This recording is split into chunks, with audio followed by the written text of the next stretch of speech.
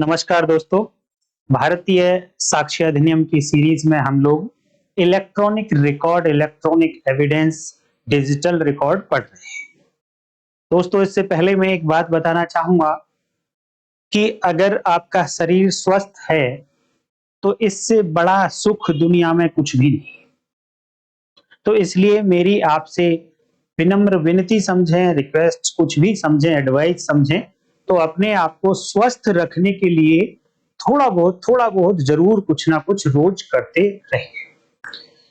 तो आइए, हम भारतीय साक्ष्य अधिनियम के बारे में बात कर रहे थे। तो आज की वीडियो में दोस्तों हम देखेंगे सेक्शन 63 बीएसए, जो 65 capital B Indian Evidence Act की करस्पॉन्डिंग सेक्शन है। इससे पहले दो सेक्शंस और हैं भारतीय साक्ष्य अधिनियम में, 62 एंड 61। ये दोनों भी कहीं ना कहीं इलेक्ट्रॉनिक रिकॉर्ड और डिजिटल रिकॉर्ड से ही रिलेटेड हैं, तो इनको भी देखेंगे।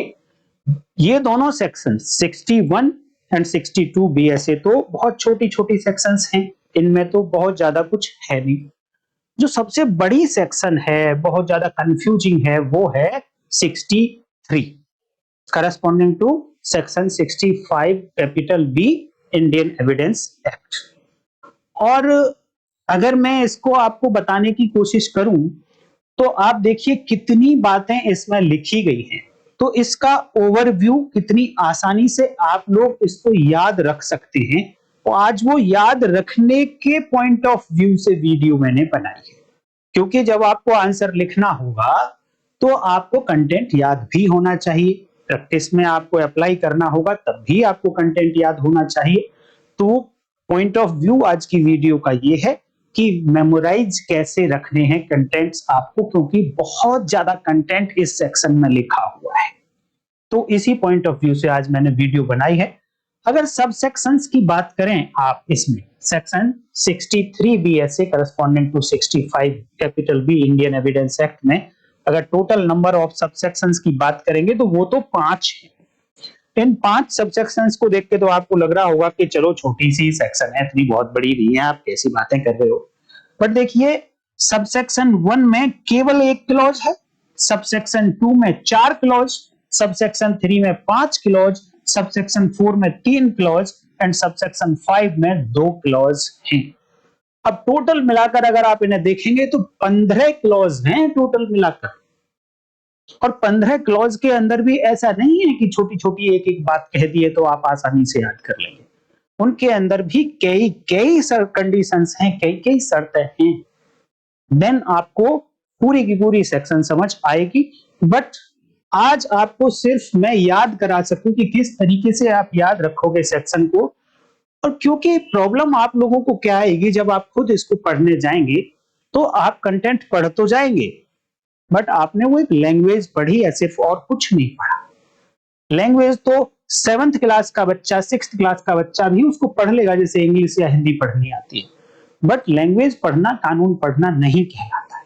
कानून में आपको समझ आना चाहिए कि कौन सी क्लॉज का रिलेशन किस क्लॉज के साथ में है और यहां पर मीनिंग क्या निकल रहा है। जब तक वो रिलेशन आपको समझ नहीं आता है तो आप मानिए कि आपने लैंग्वेज पढ़ी है, लॉ नहीं पढ़ा है। तो मैं सब सेक्शन 1 का ब्रीफ पहले आपको बताना चाहूंगा कि ये सब सेक्शन 1 बेस है सेक्शन 63 बीएसए का। सारी की सारी सब सेक्शंस आगे की 2, 3, 4 and 5 all are based upon sub section 1। इसलिए सब सेक्शन 1 को भी बहुत ज्यादा नहीं बता रहा हूं, बट हाँ पूरा कंटेंट होगा, थोड़ी देर में आप समझ जाओगे। सब सेक्शन 1 में देखिए लिखा क्या है, when any electronic record becomes deemed document. ये बात बताई गई है सबसेक्शन 1 में कि कोई भी इलेक्ट्रॉनिक रिकॉर्ड डीम्ड डॉक्यूमेंट कब बनेगा, इतनी सी बात उसमें बताई गई है। इट मींस दो बातों पर जोर है। एक होगा इलेक्ट्रॉनिक रिकॉर्ड, वो हमने पिछली वीडियो में पढ़ लिया। एक होगा डीम्ड डॉक्यूमेंट, ये हमने उससे पिछली वीडियो में पढ़ लिया। तो सबसेक्शन 1 में बताया गया कि ये इलेक्ट्रॉनिक रिकॉर्ड डीम्ड डॉक्यूमेंट कब कहलाएगा। इतनी बातें बताई जाएंगी सबसेक्शन 1 में। और इस बात को समझने के लिए आप, मैंने बताया है, इसमें लिखने की कोशिश की है, ब्रीफ में बताने की कोशिश की है कि जब एक electronic record is taken out from the computer और कम्युनिकेशन डिवाइस, कब? जब एक इलेक्ट्रॉनिक रिकॉर्ड को कंप्यूटर से या कम्युनिकेशन डिवाइस से, डिवाइस कितने तरीके के हैं यहां पर? दो, एक कंप्यूटर है, एक कम्युनिकेशन डिवाइस, दो बातें लिखी गई हैं। तो जब कंप्यूटर से या कम्युनिकेशन डिवाइस से बाहर लिया जाता है, इसको बाहर निकाला जाएगा, इसको तो बाहर निकालने के तरीके मैंने पीछे बता दिए कि या तो पेपर पर प्रिंट आउट निकाल लिया, किसी सीडी में, किसी डीवीडी में, पेन ड्राइव में, कहीं उसको बाहर कॉपी कर लिया, स्टोर कर लिया, देन वो कंप्यूटर से या कम्युनिकेशन डिवाइस से बाहर निकलकर आ गया है।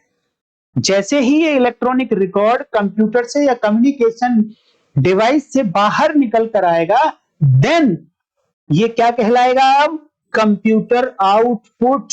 अभी तक डीम्ड डॉक्यूमेंट नहीं कहलाएगा, अभी क्या कहलाएगा? Computer output. तो यहां जब ये कंप्यूटर आउटपुट बना तो एग्जैक्ट वहां पर जो वर्ड लिखे गए वो ऐसे नहीं है कि इलेक्ट्रॉनिक रिकॉर्ड जब कंप्यूटर से बाहर आया है, नहीं, जो इंफॉर्मेशन, ध्यान देना क्या वर्ड यूज हुआ है, जो इंफॉर्मेशन इलेक्ट्रॉनिक रिकॉर्ड में लिखी गई है, वो इंफॉर्मेशन जब कंप्यूटर से बाहर निकल कर आई, देन वो इंफॉर्मेशन अब कंप्यूटर आउटपुट बन गया है। वो जबकि कोई मीडिया होना चाहिए, कोई डिवाइस होना चाहिए, या फिर पेपर पर प्रिंट किया गया हो, देन वो इंफॉर्मेशन जो इस इलेक्ट्रॉनिक रिकॉर्ड में थी वो अब कंप्यूटर आउटपुट बन गई। अब ये कंप्यूटर आउटपुट डीम्ड डॉक्यूमेंट बनेगा। This computer output is called deemed document. लेकिन कब? If two types of conditions are satisfied. दो तरीके की कंडीशंस, नॉट कि दो कंडीशंस, ध्यान देना, थोड़ी attention. Two types of conditions are satisfied. जब दो तरीके की कंडीशंस आप सेटिस्फाइड कर देंगे, तब ये computer output then deemed document बन जाएगा। और फिर ये डीम्ड डॉक्यूमेंट किस तरीके से एविडेंस में दिया जा सकता है, उसके बारे में आगे बातें होंगी। तो इतनी बात बताई गई सबसेक्शन 1 में। तो यहां पर टू टाइप्स ऑफ कंडीशंस जो बताई गई हैं, एक्चुअल में ये टाइप दो हैं, लेकिन टोटल अपने आप में 4 कंडीशंस हैं। और इन्हीं 4 कंडीशंस को लिखा गया है सबसेक्शन 2 में। नेक्स्ट सबसेक्शन, कनेक्शन इस तरीके से बनाते जाइए तो सारी सबसेक्शंस आपको याद हो जाएंगी। अब आपको सबसेक्शन 1 के लिए कितनी बातें याद रखनी है? Number 1, information. और इंफॉर्मेशन कौन सी? जो इलेक्ट्रॉनिक रिकॉर्ड में थी, इलेक्ट्रॉनिक रिकॉर्ड में थी। नंबर 2, आपको कंप्यूटर याद रखना है। कंप्यूटर कौन सा? या फिर कम्युनिकेशन डिवाइस। दो तरीके की डिवाइस यहां पर यूज हुई हैं दोस्तों, तो डिवाइस भी आपको पता होना चाहिए, कम्युनिकेशन डिवाइस या कंप्यूटर। और जब ये कंप्यूटर से वो इंफॉर्मेशन बाहर निकल कर आई तो ये हो गया अब कंप्यूटर आउटपुट। और जब ये कंप्यूटर आउटपुट के साथ में वो to types of conditions add हो जाएंगी, देन यही कंप्यूटर आउटपुट कन्वर्ट हो जाएगा डीम्ड डॉक्यूमेंट में। तो एक्चुअल में डीम्ड डॉक्यूमेंट में है क्या? वो इंफॉर्मेशन जो इलेक्ट्रॉनिक रिकॉर्ड में थी, वो इंफॉर्मेशन है डीम्ड डॉक्यूमेंट में। लेकिन वो आई कहां से? कंप्यूटर आउटपुट से। बट कंप्यूटर आउटपुट अकेला अपने आप में डीम्ड डॉक्यूमेंट नहीं है। कंप्यूटर आउट डीम्ड डॉक्यूमेंट जब बनेगा जब उसके साथ में to types of conditions add हो जाएंगी। तो इतनी सारी कुछ बातें आपको याद रखनी पड़ेंगी। तो अब मैं बात करता हूं कि वो जो टू टाइप्स ऑफ कंडीशंस हैं, ये एक्चुअल में टाइप 2 हैं, बट ये कंडीशंस 4 हैं। क्योंकि जब आपने पीछे सबसेक्शन 1 में पढ़ा कि क्या क्या इंपॉर्टेंट है, तो वहां पर एक तो इंफॉर्मेशन इंपॉर्टेंट थी, एक वो कंप्यूटर सिस्टम या कम्युनिकेशन डिवाइस जिसमें वो इंफॉर्मेशन रखी हुई थी, जहां से कंप्यूटर आउटपुट लिया है। दो बातें, एक इंफॉर्मेशन, एक कंप्यूटर। तो यहां पर कंडीशंस जो हैं, इनमें से दो कंडीशन तो है कंप्यूटर से रिलेटेड या फिर कम्युनिकेशन डिवाइस से रिलेटेड। इट मींस दो दो कंडीशन है डिवाइस से रिलेटेड और दो कंडीशंस हैं इंफॉर्मेशन से रिलेटेड। इसलिए ये चार कंडीशंस बन जाती हैं। तो ये कंडीशंस कहां दी गई? ये दी गई सबसेक्शन 2 में। तो सबसेक्शन 2 में कितनी क्लॉज होनी चाहिए? अब चार कंडीशंस, तो चार क्लॉज होनी चाहिए। तो सबसेक्शन 2 में चार क्लॉजेस हैं, ए बी सी डी। लेकिन ए एंड सी जो क्लॉज हैं ये रिलेटेड हैं कंप्यूटर डिवाइस से या कम्युनिकेशन डिवाइस से। और जो बी एंड डी ये दो कंडीशंस और बची, ये है इंफॉर्मेशन से रिलेटेड।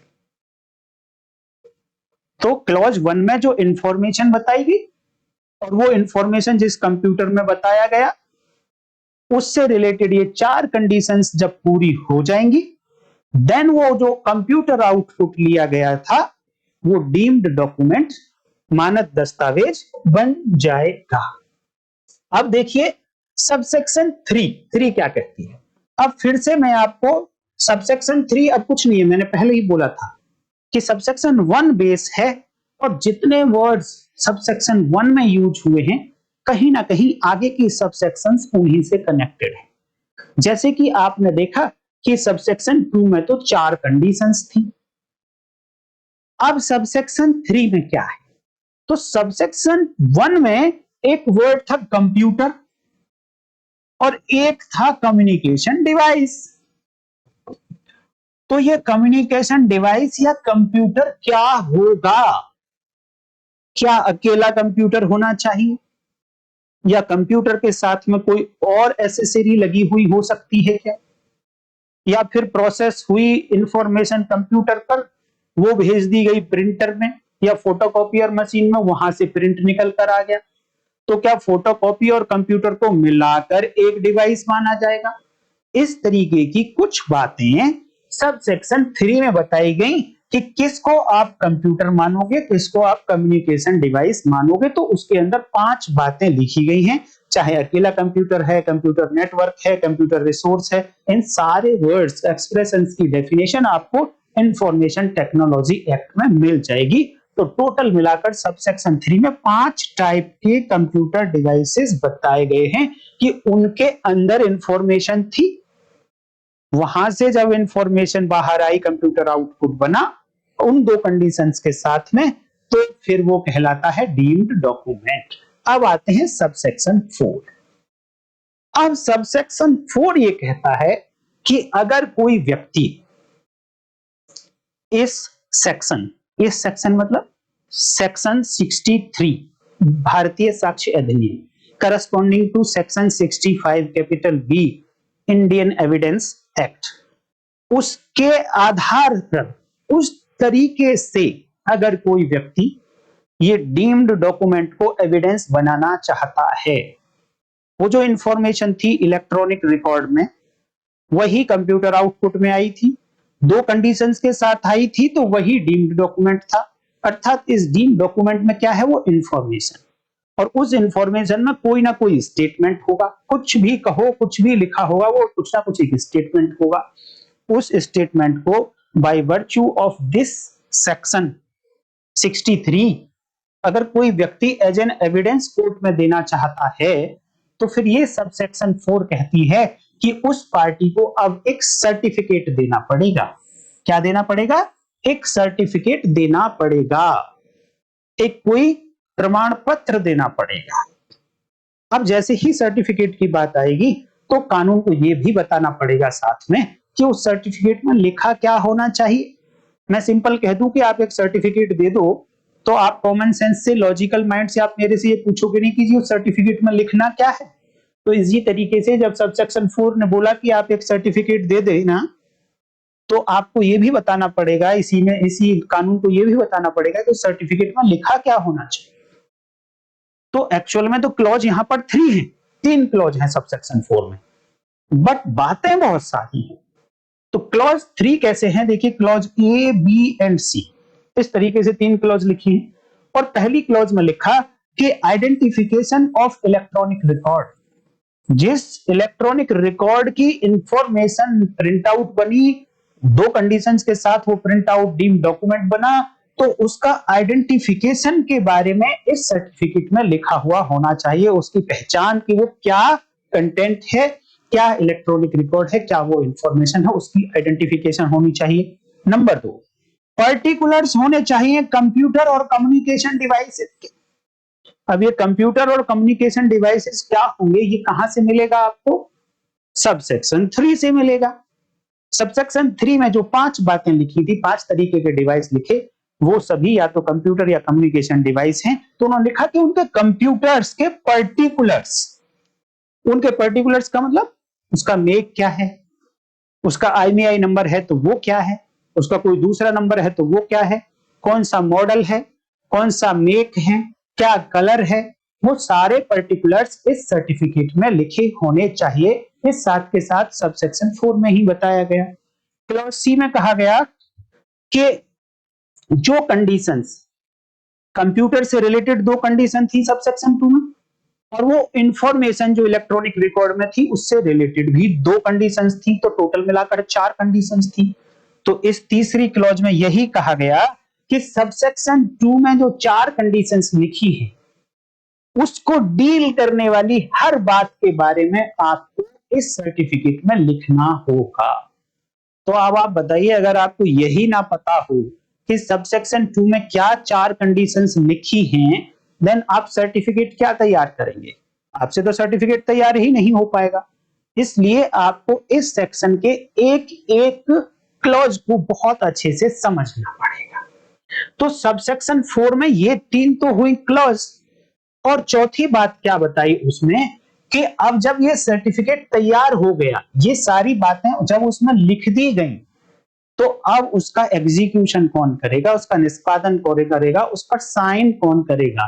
तो अगला जो पार्ट है सबसेक्शन 4 का, वो यही बताता है who will sign the certificate. तो 2 पार्ट हैं यहां पर। अब किसी व्यूअर का मेरे पास 2 बार कमेंट आया था कि जी सर्टिफिकेट को कैसे भरा जाएगा, वो हमें आप एक वीडियो बनाकर समझा दीजिए, क्योंकि उसमें 2 पार्ट हैं। 2 पार्ट इसलिए हैं क्योंकि सबसेक्शन 4 में बताई गई है ये बात। और सबसेक्शन 4 में क्या बताया गया, कौन साइन करेगा, एक तो उस डिवाइस का ओनर जो होगा वो उसको साइन कर सकता है, बट कहीं ना कहीं ओनर का कंट्रोल होना चाहिए उस डिवाइस पर। कब, जब वो इंफॉर्मेशन उसमें फीड की जा रही थी, या फिर उसका मैनेजर जो उस डिवाइस को मैनेज करता हो, अगेन उस पर कुछ ना कुछ कंट्रोल हो इस मैनेजर का। तीसरा, मेंटेन्ड, कोई कंपनी होती है कि इसमें जो सॉफ्टवेयर पड़ा हुआ है, उस कंपनी को मेंटेन, को उस सॉफ्टवेयर को मेंटेन कोई दूसरी कंपनी करती है, अर्थात कहीं ना कहीं इस सिस्टम के अंदर छेड़छाड़ करने वाली बातें किसके पावर में होती हैं, उस कंपनी के पास, जो कंपनी इस सिस्टम को, किसी भी कंप्यूटर सिस्टम को मैनेज कर रही होती है। या फिर ऑपरेटर, ऑपरेटर वो होता है जो उस सिस्टम को ऑपरेट कर रहा है, उसमें इंफॉर्मेशन फीड कर रहा है या वहां से निकाल रहा है या डिलीट कर रहा है। तो ये सारे लोग हैं जो इस सर्टिफिकेट को साइन कर सकते हैं, बट कानून में ये लिखा गया है कि इसको कौन साइन करेगा, जिसके कंट्रोल में ये ऐसा सिस्टम था। दोनों, कंप्यूटर डिवाइस या communication device. Communication device like आपका फोन, जिससे कुछ भी कम्युनिकेशन हो सकता हो। कम्युनिकेशन डिवाइस की डेफिनेशन भी कहां मिलेगी आपको, इंफॉर्मेशन टेक्नोलॉजी एक्ट में मिल जाएगी, आप पढ़ लीजिए, कहेंगे आप तो मैं बना दूंगा एक और। एक पार्ट तो ये हुआ, और दूसरा पार्ट है सबसेक्शन 4 का कि एक्सपर्ट भी ऐसे सर्टिफिकेट को साइन कर सकता है, लेकिन कब।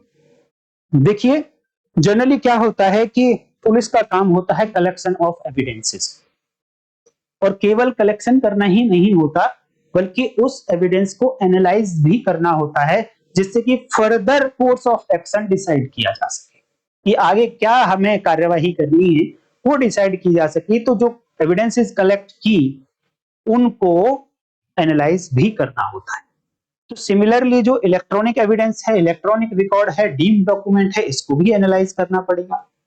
लेकिन जैसे ही आप इसको खोलेंगे, जिस दिन आपने इसको खोला, तो प्रॉपर्टीज होती हैं इसके अंदर वो चेंज हो जाएंगी और वो बता देगा प्रॉपर्टीज में जो डाटा जनरेटेड बताया था मैंने पिछली वीडियो में, मेटा डाटा वगैरह, वो बता देगा कि लास्ट टाइम एक्सेस कब हुआ है।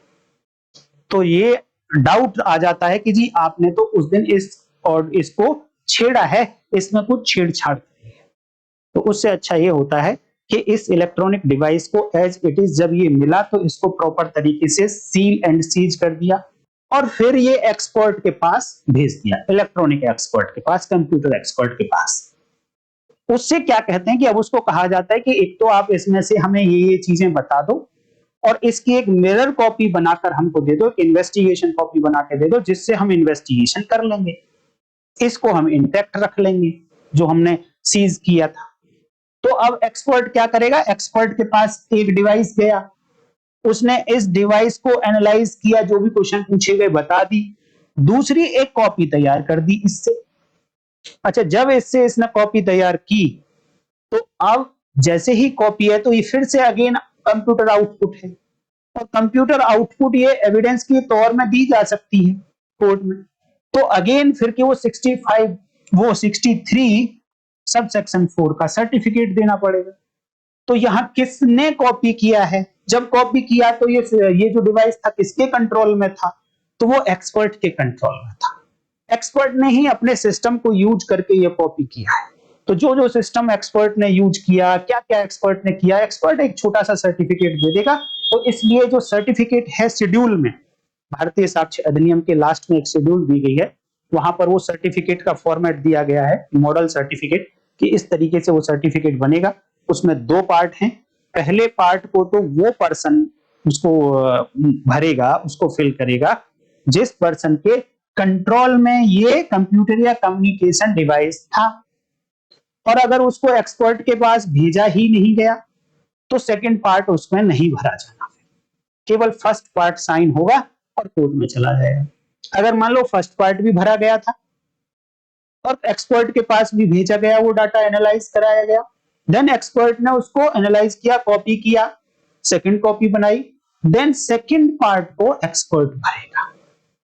तो अब आपको जरूरी नहीं है कि एक ही फॉर्मेट में आपको दोनों पार्ट देने हैं।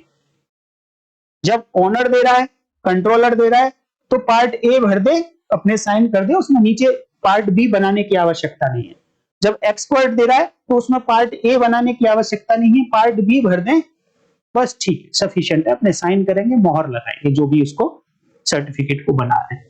तो सब सेक्शन 4 में क्या लिखा गया कि अगर डीम्ड डॉक्यूमेंट में लिखी इंफॉर्मेशन स्टेटमेंट को एज एन एविडेंस कोई पार्टी अगर कोर्ट में देना चाहती है तो उसको उस इलेक्ट्रॉनिक रिकॉर्ड के साथ ये सर्टिफिकेट देना पड़ेगा। सर्टिफिकेट में क्या क्या होगा वो भी सब सेक्शन 4 में हम लोगों ने देख लिया। अब बात करते हैं सब सेक्शन 5 क्या बताती है। डिटेल में एक एक क्लॉज को मैं अगली वीडियो में बताऊंगा। दोस्तों, अगर वीडियो आपको अच्छी लग रही है तो लाइक कर सकते हैं, कमेंट भी आप कर सकते हैं। अगर आपको डाउट भी आया है कोई तो वो भी कमेंट कर दीजिए। आप चैनल पर नए आए हैं तो सब्सक्राइब भी कर सकते हैं, ऐसी अच्छी वीडियोस आपको और भी मिलती रहेंगी। अब सबसेक्शन 5 देखिए, ये एक्चुअल में कोई सबसेक्शन नहीं है, ये एक्चुअल में एक्सप्लेनेशंस है, स्पष्टीकरण दिए गए हैं। और स्पष्टीकरण किसके बारे में है? तो स्पष्टीकरण 2 चीजों के बारे में है।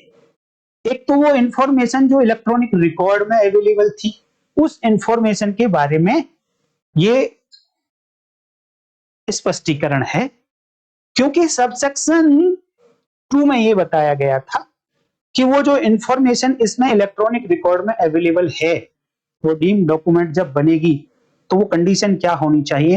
एक इंफॉर्मेशन से रिलेटेड 2 कंडीशन है, कंप्यूटर से रिलेटेड 2 कंडीशंस हैं। तो इंफॉर्मेशन से रिलेटेड जब कंडीशन है तो उन्होंने बताया कि वो information ordinary course of business में, ऑर्डिनरी कोर्स ऑफ एक्टिविटी में फीड की गई हो उस कंप्यूटर में। कंप्यूटर को जो सप्लाई की गई थी इंफॉर्मेशन उसके कुछ कैरेक्टरिस्टिक्स बताए गए कि किस तरीके से सप्लाई की गई हो और कब माना जाएगा कि ये कंप्यूटर को सप्लाई की गई है इंफॉर्मेशन। तो उसी के रिगार्डिंग एक्सप्लेनेशन है सब सेक्शन 5 में। Explanation related to information supplied to computer और कम्युनिकेशन डिवाइस। मतलब एक्सप्लेनेशन किससे रिगार्डिंग है? इंफॉर्मेशन से रिलेटेड है। और ये कहेगी, ये बताती है ये एक्सप्लेनेशन कि कब कहा जाएगा कि वो इंफॉर्मेशन जो इलेक्ट्रॉनिक रिकॉर्ड में है वो सप्लाई कर दी गई थी कंप्यूटर को या कम्युनिकेशन डिवाइस को, ऐसा कब कहा जाएगा। ऐसा एक्सप्लेनेशन सब सेक्शन 5 और उसकी क्लॉज ए में है। दूसरा जो एक्सप्लेनेशन है एक्चुअल में, उसको अब आप एक्सप्लेनेशन ना कहें बट है वो एक्सप्लेनेशन ही, वो एक्चुअली सब सेक्शन की फॉर्म में लेजिस्लेचर ने लिखा है। और दूसरा एक्सप्लेनेशन है रिलेटेड टू कंप्यूटर आउटपुट। कब कहा जाएगा कि वो जो इंफॉर्मेशन इलेक्ट्रॉनिक रिकॉर्ड से बाहर निकल कर आई, तो सबसेक्शन 1 में लिखा था कि वो कंप्यूटर के थ्रू बाहर आई हो, कंप्यूटर से बाहर आई हो, तो वो आउटपुट कब कहलाएगा? Computer out. क्योंकि जब तक कंप्यूटर आउटपुट नहीं होगा तब तक डीम्ड डॉक्यूमेंट नहीं होगा, और डीम्ड डॉक्यूमेंट नहीं होगा तो एविडेंस नहीं होगी। इसलिए ये कहा गया क्लॉज बी सबसेक्शन 5 में कि कब कहा जाएगा कि वो कंप्यूटर आउटपुट था। तो सिंपल सी बात, तो एक बात कह दी कि वो कंप्यूटर आउटपुट जब कहा जाएगा जब सबसेक्शन 3 में लिखे 5 टाइप के कंप्यूटर्स कम्युनिकेशन डिवाइसेस के थ्रू वो आउटपुट आया था, तब उसको कंप्यूटर आउटपुट कह दिया जाएगा। ये हैं टोटल सबसेक्शंस 5 सेक्शन 63 के अंदर। और ये एक स्ट्रक्चर अभी मैंने बताया, और एक स्ट्रक्चर के साथ में कुछ इंफॉर्मेशन भी दे दी जिससे कि आपका बर्डन कुछ कम हो जाएगा सेक्शन 63 बीएसए या section 65 capital B Indian Evidence Act को पढ़ने के लिए। बहुत सारा बर्डन आपका कम हो जाएगा, क्योंकि इतनी बातें अगर आपको याद हो गई, समझ गए, देन अंदर की जो डीपली बातें हैं उनको आप आसानी से समझ जाएंगे। तो उन सभी डीप बातों को मैं नेक्स्ट वीडियो में डिस्कस करूंगा दोस्तों। तो आज की वीडियो को यहीं विराम देते हैं। अपने स्वास्थ्य का आप ध्यान रखेंगे। तो अगली वीडियो तक के लिए नमस्कार, जय हिंद।